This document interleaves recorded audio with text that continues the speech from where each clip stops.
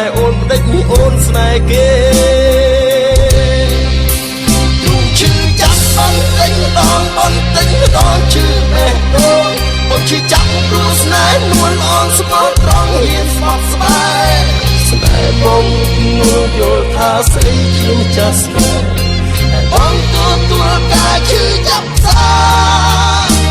ឈឺចាប់បន្តិចម្ដងបន្តិចម្ដងឈឺបេះដូងបងឈឺចាប់ព្រោះស្នេហ៍នួនអងស្មោះត្រង់បងហ៊ានស្លាប់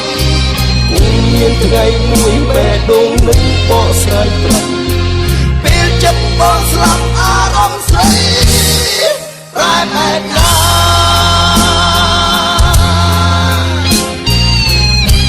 រវាងយើងទាំងពីរពីដើមដល់ចប់មិនមែនជាស្នេហ៍នោះទេមេឃអើយ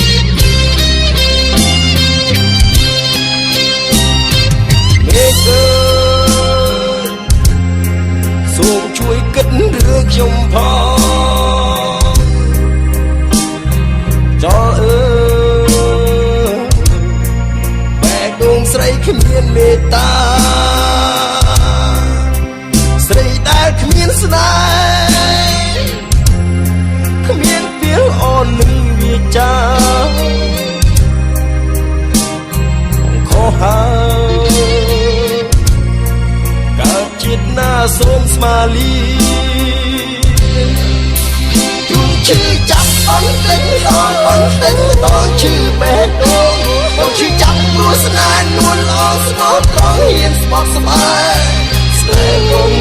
យល់ថាស្រីជាម្ចាស់ស្នេហ៍បងទទួលការឈឺចាប់សា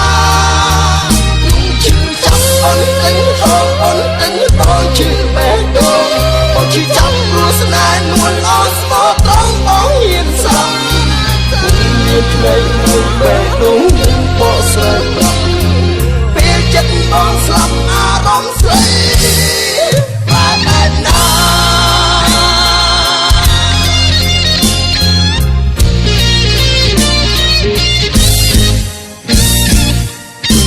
ឈឺចាប់បន្តិចម្ដងបន្តិចម្ដងឈឺបេះដូងបងឈឺចាប់ព្រោះស្នេហ៍នួនអងស្មោះត្រង់ហ៊ានស្បត់ស្បែកបងយល់ថាស្រីជាម្ចាស់ស្នេហ៍បងទទួលការឈឺចាប់